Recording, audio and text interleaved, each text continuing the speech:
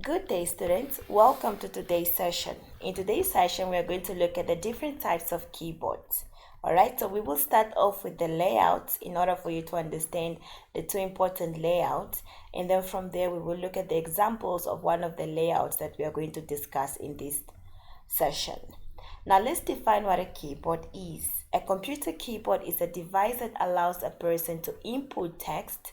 All right, the keyboard that you're mainly using currently, it allows you to input text using keys representing the alphabet, numbers, and other special symbols. Currently, at the moment, if you have a look at your keyboard, it does have different alphabet, and it also has different numbers, and the rest are other special symbols or special keys.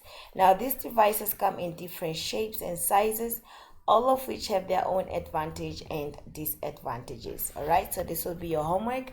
Once we are done, I'll give you a homework of you finding out the advantages and the disadvantages of these keyboards.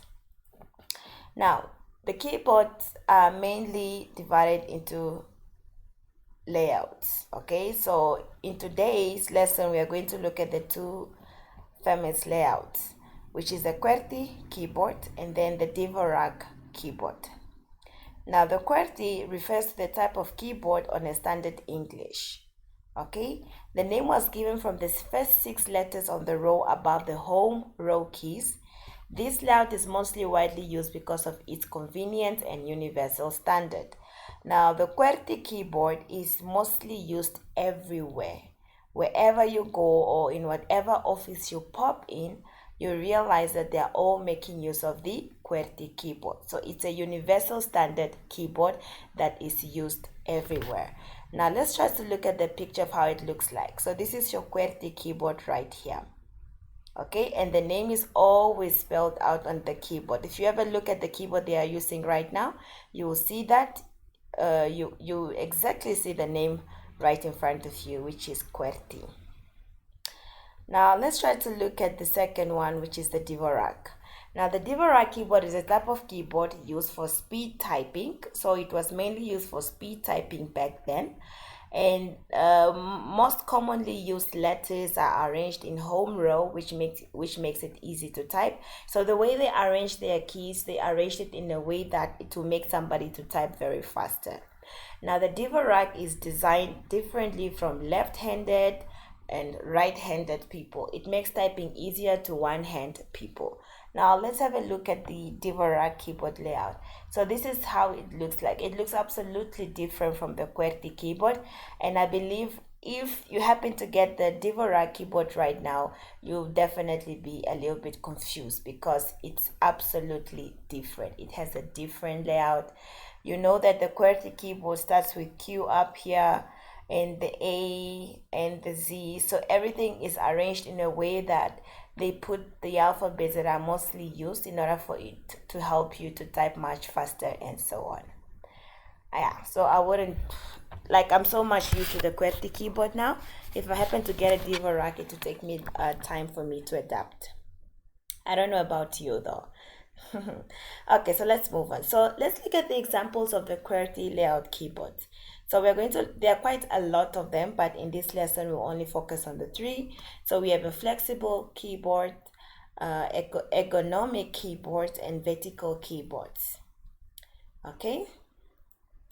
The flexible keyboard. So now the flexible keyboards are well and flexible, meaning that they are very flexible.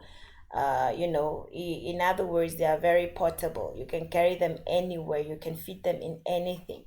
So these are keyboards made from soft materials like silicone that allows the keyboard to be folded. This is very interesting. The flexible keyboards, you can actually fold it or roll it into a smaller size. Because of this, they are highly portable and is sought after by many small computer and tablet users who are constantly on the move.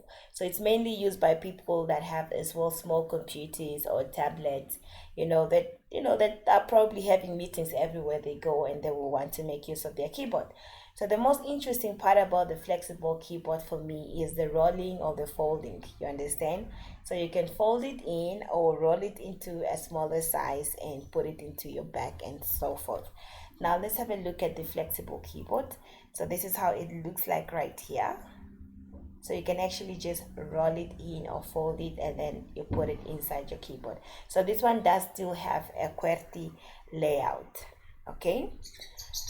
The second one that we have is the ergonomic keyboard. Now, many professionals and computer workers suffers from a wrist problem. So for people that actually have problems with their wrist due to the constant pressure that using a keyboard inflicts on them, like this is mostly for people that are always busy on the keyboard, that do the typing constantly. So the ergonomic keyboards are designed to deal with these problems by allowing the user's hands to stay relaxed. So they actually makes you be very relaxed on the keyboard. Now let's have a look at the ergonomic. So this is how it looks like. So it looks very different from the flexible keyboard or from a normal keyboard that we know of. So this is exactly how it looks like. Yeah, it allows you to be very flexible on it. As it says, split keywords position hands at shoulder width to keep the wrist straight. Okay, and then we have another one, which is the vertical keyboard. Now another highly specialized type is the vertical keyboard.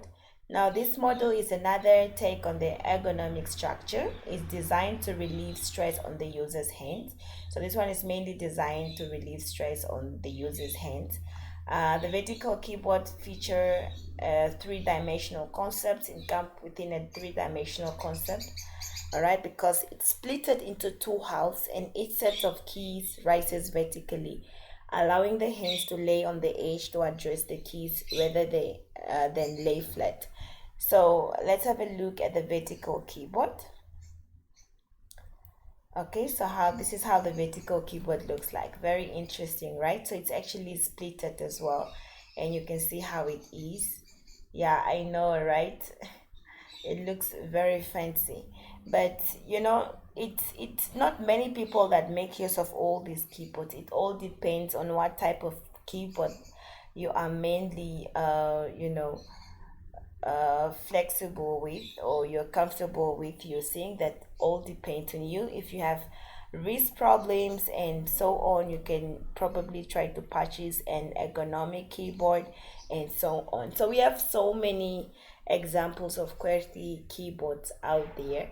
So today we only looked at 3, so I want you to go out there and do a research on the other 5 keyboards. Okay, so that will be for your homework.